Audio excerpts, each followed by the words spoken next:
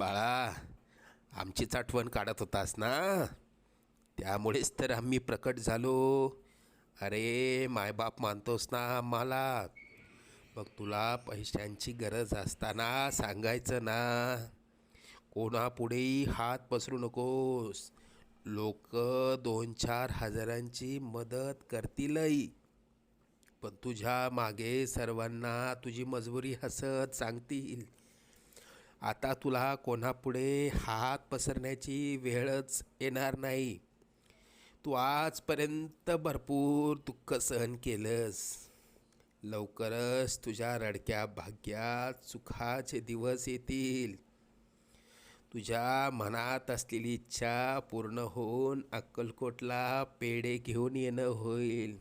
येशील ना आम्हाला भेटायला अक्कलकोटला? सगळं मनासारखं